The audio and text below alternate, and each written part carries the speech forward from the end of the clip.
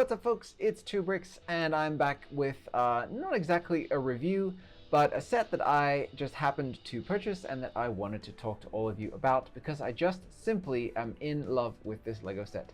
So to start off with, this is not a sponsored review. LEGO did not send this to me. I knew as soon as it was leaked that this was coming, just the information alone without seeing any pictures or anything, I knew I was going to pick this up.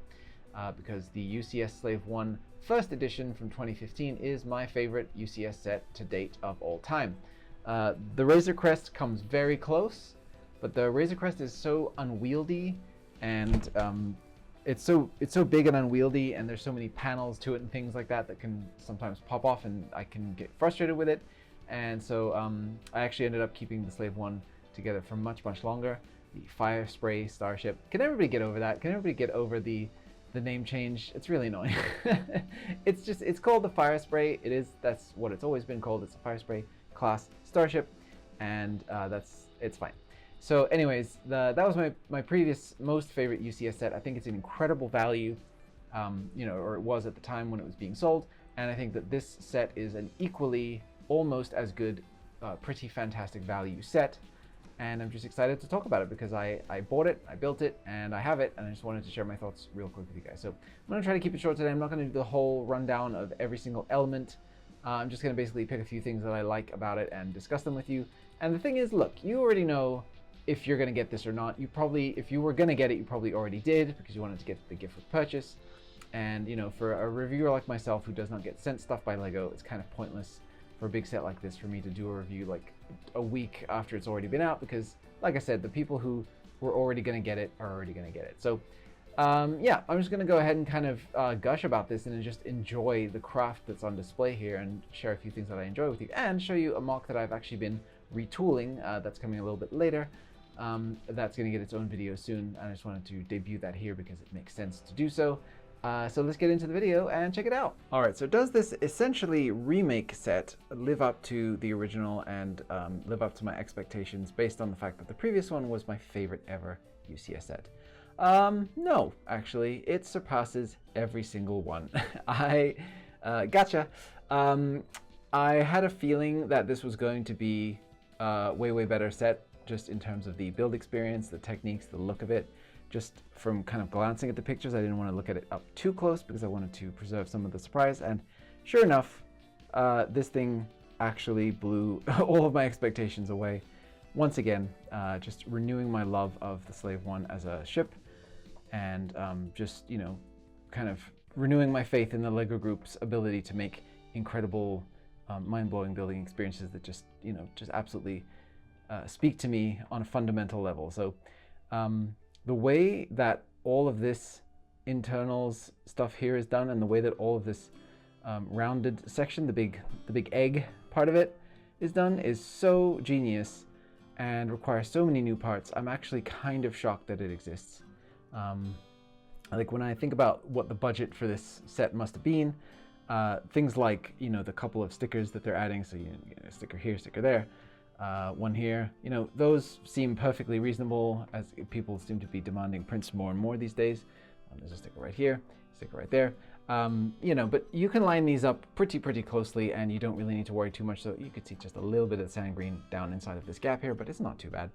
And yeah, things like the decision to put stickers on the cockpit window here. People were demanding that be printed, and I think that's actually kind of crazy. Because to me, this is such a unique and beautiful element. It's actually new, it's a not the same mold that we got for the previous UCS Slave 1. It's actually longer and taller, and I don't know why you would want to have a piece like that is so unique be hamstrung by being only usable for this set due to it having this print on it, when you could have a clear element like this that's useful for so many other things.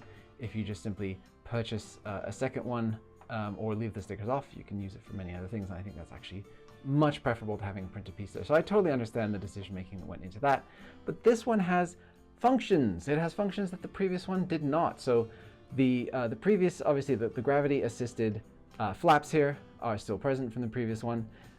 We do ditch the side sort of opening little panels with the missiles in them. And I actually also think that was the correct decision, because on my previous one, The way that was held in with like droid arms, I actually went through like 3 sets of droid arms to keep that thing in place. And every time I would leave the model alone for, 3 months or 6 months and come back and open up the thing again, the droid arms would be broken once again, because they just aren't really meant for structural building purposes. And so I did not like that one bit. So just, having the suggestion of little opening missile bays here, if that is actually where they are on this, I actually forgot where they are on this particular iteration of the Slave One, but having just the suggestion of opening doors there is totally fine to me, and I think actually correct. You have the linked guns down here, so they just are very simply geared, but they look fantastic. And I love the way that the top one here is hinged so that you can actually get the gun barrels really, really close together. Like you don't want them to be separated out too far. You want them to be really nice and close, so it looks like they can really laser in on whoever, pun intended, Jango Fett is chasing. And then we have this amazing mechanism down here for the door that just, again, I had to just study it when I put it in place to see how it was achieved, because it just blew my mind. I'll show you that when I take it off in a second. And then the big kind of, I guess, downgrade is that the cockpit does not free rotate like we've seen in previous sets, but there's a reason for that, because the Jango Fett Slave One did not feature a rotating cockpit. That was something that Boba Fett installed himself later on. Now you could argue that it would just make this for a better toy if this rotated, because that's what people expect to see. And you can make that argument if you want, but I think that the approach that they went with here, where they actually, just pop this off, they actually give you a removable little cockpit palette here, I think is actually the much preferable option to me. Once again, I think the correct decision, because then you can just place your figures in there without having to get all fiddly and trying to, pose up your guys way back down in there. While the thing is rotating as well, you can just pull it out, get everything lined up exactly nicely how you want, and then pop it back in. I think that's great. And canon accurate, because like I said, this version did not actually rotate. In fact, we can see in Attack of the Clones when Boba first gets on board, when his dad is fighting Obi-Wan Kenobi out on the platform, that he has to climb up into the seat and lay down in it, horizontally, because the ship is in landed mode, and that's just how the cockpit is in landed mode. So there you go. So very much so not an error or a downgrade or them cheaping out. It's just reflecting this version of the ship, which looks so beautiful. Like, look at the color scheme, look at the crispness, the white and the blue and the yellow and the sand green.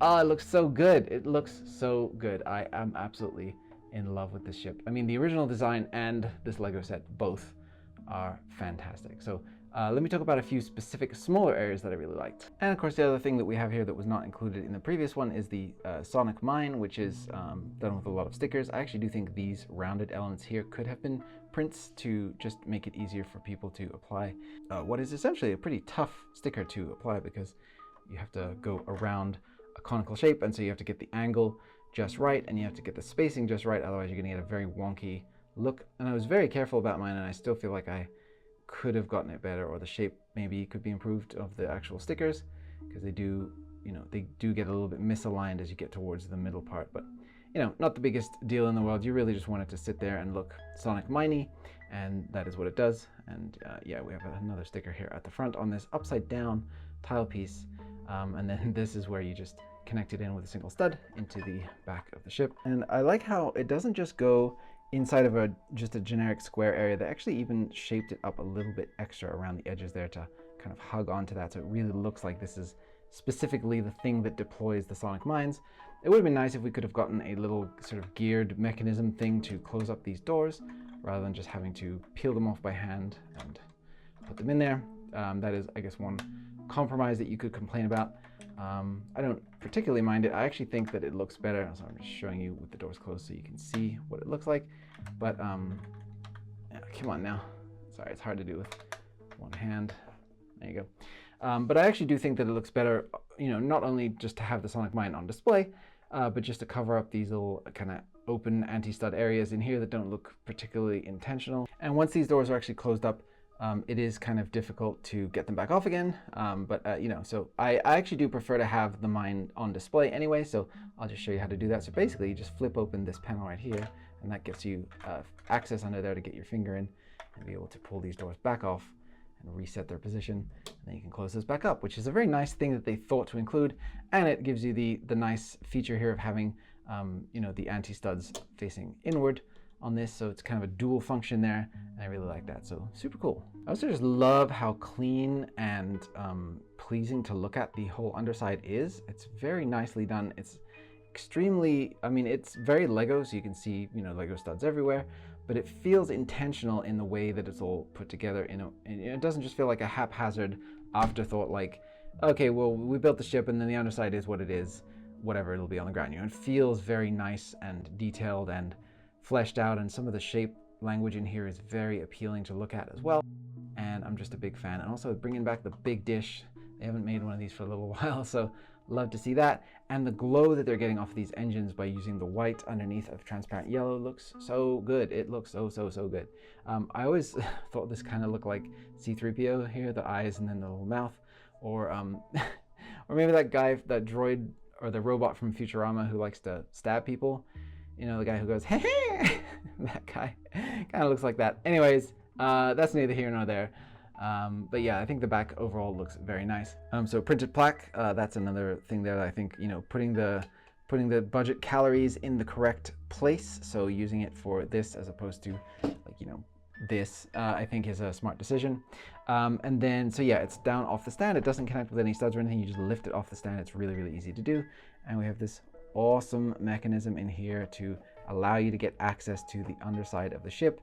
So, you know, when you're loading in your Han Solo or your whomever, obviously, you know, different timeline, but, you know, you can access, it's just the hollow void of the ship in here. There's nothing to actually access, but the fact that the door opens in this super slick way and it's all automatic and it's all part of one smooth motion is so satisfying to me. I love it so much.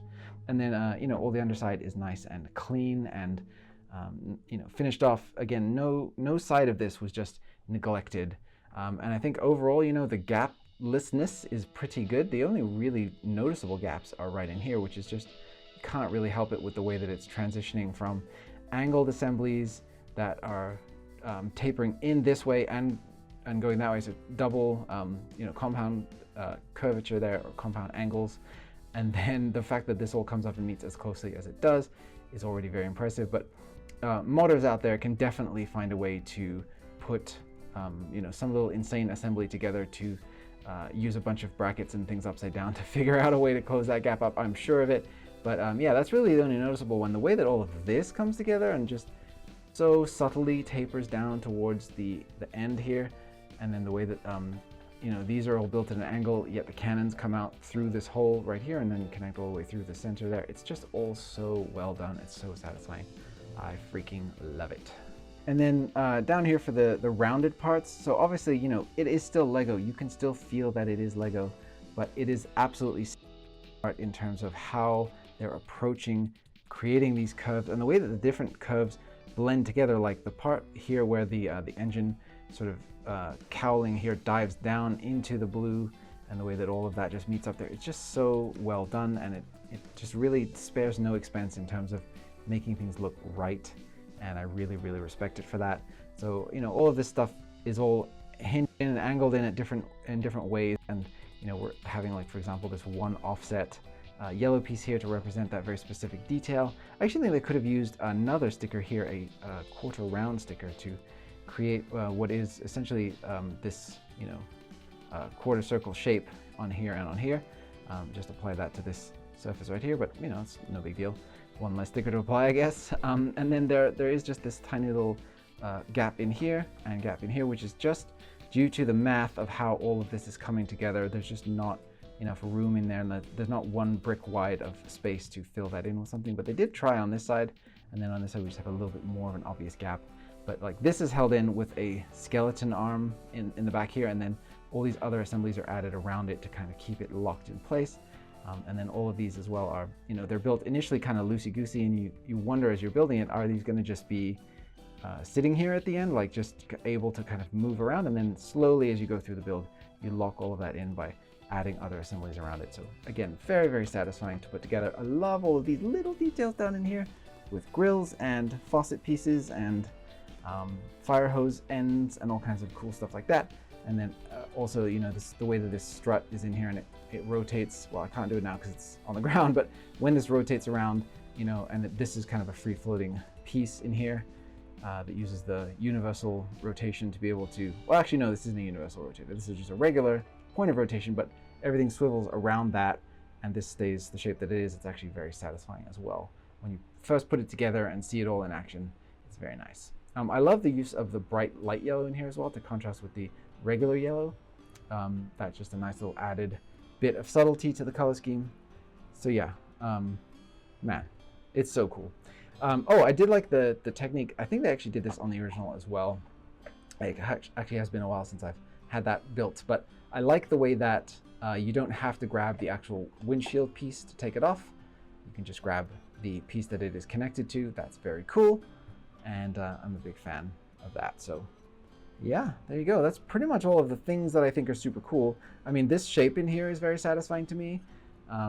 It looks pretty similar to how the old one looked, but I think just a little extra finished somehow, and the addition of the yellow for this particular color scheme is super nice. Isn't it cool how clean and lovely this looks, and then when Boba gets his hands on it, it gets all gross and grimy? That's actually Han Solo and his beef with Boba Fett.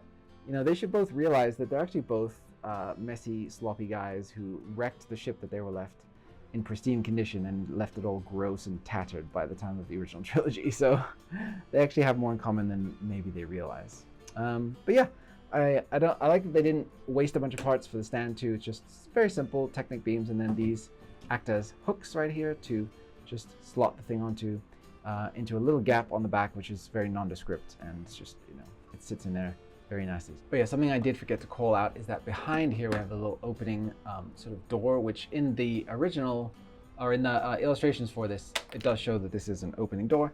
And then in the instructions, they actually have you place Boba's jetpack back here on this little assembly, and then also his guns have a place to sit right there. You can just see that's how that looks. Although I imagine that it would be pretty easy to lose this inside of the internals of the ship, and it might be kind of a pain to get it out. So just exercise caution with that. But yeah, I do like that they gave some thought to where Jango's accessories would go when he's not flying the ship. But I actually used a handful of the extra parts included here to just make a little stand for Jango's helmet, because there really isn't a convenient place to put it when they're flying. I did forget to mention we have the new mold. There's actually a bunch of new molds in this set. Check out New Elementary to see all of those. They do a really great job of listing everything. But yeah, there was a spare lightsaber hilt and inkwell piece here, and I just thought that would make for a good way to just capture the helmet while it's not being used. Because when Jango's in the cockpit, it's nice to have him with his hair and to just recreate the scene where he's chasing down Obi-Wan. You can even kind of, I think this is supposed to represent like the asteroid field sort of targeting system there, and then this is sort of the health of the ship with this little sticker right here, and then sort of targeting computer in front. So yeah, it's got a little scope there too. So very, very cool, very nicely detailed up. But yeah, I like to have the hair on him when he's in the cockpit. Get to see his face, and that's all cool and everything. So I wanted a place to put his helmet, and it works pretty well. Just stick it right there. Again, in here we do have one more sticker. I think that says UVO 4. That's a reference to the original origin story of the Firespray from Legends, where Jango first got it as it was a prison transport ship, I believe. I have not read my Legends in a long time. I'm very much a canon guy. So, but yeah, that's what that is, and it looks perfectly fine. It's a good little Easter egg. It is also nice that we get to see the passenger seats below here. I guess that would be, maybe that's where you would store your prisoners. Maybe they get like shackled down or something into that, unless they're carbon frozen and stored in the basement, I guess. But yeah, it's nice to have 2 extra seats there where you could place fellow bounty hunters or other characters in there, on a mission or something with Boba, and that'll totally work. With Jango, not Boba. I keep saying the wrong name. And then here are the 2 minifigures that we get with the set. Of course, Jango Fett and Boba Fett in his young form. A lot of hay has been made about the hairpiece selection for Young Boba, and I do understand that. I think it looks a little too tousled and a little too chaotic, and I very distinctly remember his hair being dark brown in the movie, not black. So I totally get it. There are other options out there available for you, and I will show you some of those in a second. But this Jango Fett figure is immaculate. The arm printing is so good. The jetpack is technically probably should be a lighter color, but it really doesn't bother me. And then we get an alternate face for both of them. Bit of a missed opportunity here to have just the anger face instead of the microphone kind of dealy that he has when he's piloting the ship. That would have been a great inclusion, but the details that we get overall, the little facial scarring, the correct skin tone, the stubble and everything, it all feels pretty great to me.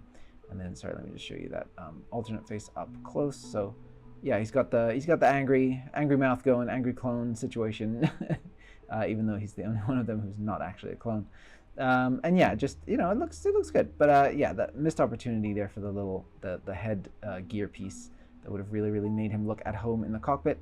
But other than that, I'm totally fine. I think the hairpiece selection is also good for this. And with the helmet up and him saying "hands up, Jedi," I mean, come on, that's so good. That looks fantastic. All right, so you don't like your Young Boba hair. Let's see what we can do to make that better. If you want to stick with black, I could suggest the 4th year Harry Potter hair. That's a fairly common piece back when his hair was really big, way too big for his head. So I think that's a good option. There's this classic piece which has actually been used for Young Boba before.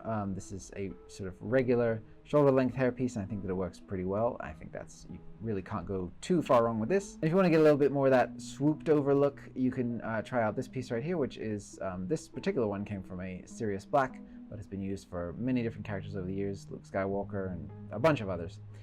In the dark brown, I think it looks pretty close to what we see on screen. But actually, my personal favorite comes off of a Aunt Petunia figure, although again it's been used a bunch of times, but it's got that little curly Q up on the top, it's got the volume at the bottom. Daniel Logan as Young Boba Fett had a lot of that kind of mullety bottom volume there in his hair, and I think this actually is a really good match for what we see on screen. Let me know what you think down in the comments. What's your favorite hair variation on Young Boba?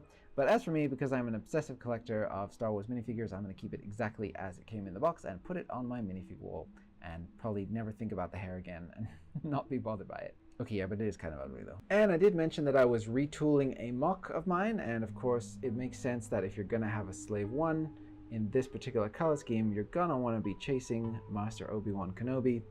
So I gone ahead and spent some time retooling my Episode 2 Delta 7 Obi-Wan Kenobi Starfighter, and this will be getting its own video fairly soon.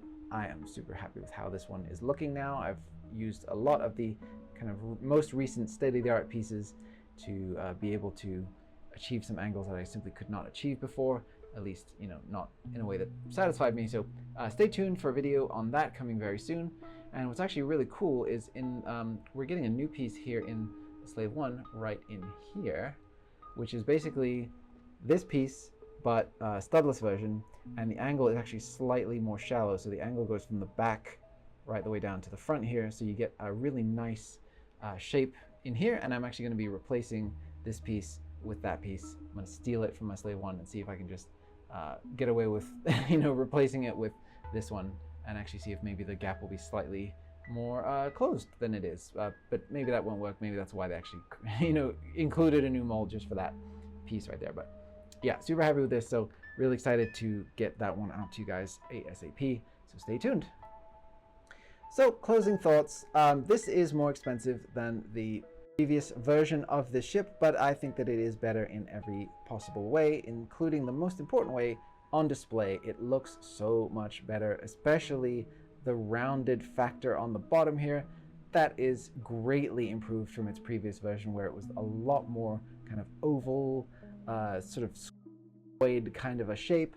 This gets that kind of beautiful egg shape that the base of the ship has so right, and the curvature is so much better. There's much less ugly facets all the way down. I mean, when you're actually building this, it almost doesn't feel like Lego at points, because it just looks so smooth and so good, and it feels weird that you're building an official Lego set that has this level of professionality in terms of the angles and the curves, and not somebody's crazy mock that requires like a bunch of illegal connections and things to make it work. So yeah, I'm actually astonished that Lego pulled this off, and they did it so gosh darn well. So I think Yes, it is $50 more. It is $300 as opposed to the $250, or was it $260? Anyway, it's more, but you're getting 1,000 pieces extra, and they've put those pieces to good use. You can see throughout the model here, they've really fleshed it out, and yeah, this is the absolute best that LEGO currently has to offer, building standard wise and product wise. I mean, this is as good as it gets in my eyes. So I think it's absolutely worth it. If you did get it, with the gift with purchase on May the 4th, and you were able to either get some enjoyment out of that, which is ideally what you would do, or sell it to offset the cost, then you're looking at a really excellent deal overall. But for those rest of us folks, I mean, I did get the gift with purchase. I actually got 2 of them, but because I bought 2 different large qualifying orders to be able to get it. Anyways, if you did get that, you're getting an excellent deal. But for everybody else, you're already getting a really good deal here. So but buy it on lego.com or in a Lego retail store and save up your VIP points. At least you're getting 5% off for a later purchase, so that's something. So yeah, I think if you like what you see here and you have the disposable income to buy it, you will not be disappointed. Oh, one thing I did forget to talk about is durability. I kept meaning to mention that. This thing can basically just be picked up by one hand from almost anywhere and just moved around willy-nilly and then just thrown back on the stand. It's actually kind of crazy. Well, I can't put it on the stand right now because I'm just, one-handing it, but like that's nuts. Like handling it all around here, nothing really breaks off except for maybe these side trim pieces. If you try to pick it up from underneath, you pull that off.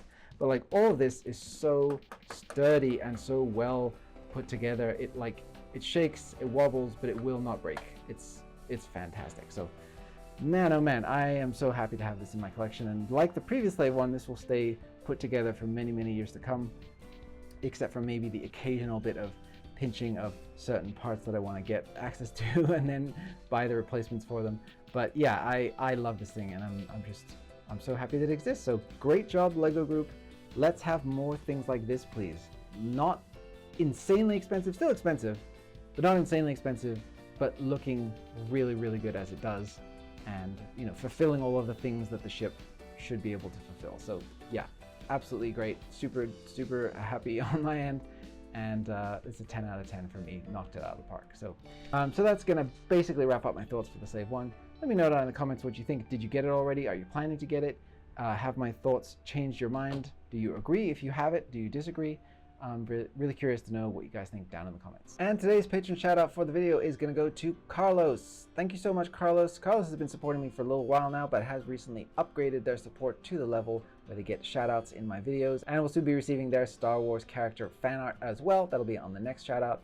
So thank you so much, Carlos. All of my patrons are helping me to purchase all of the things that I need to build Lego.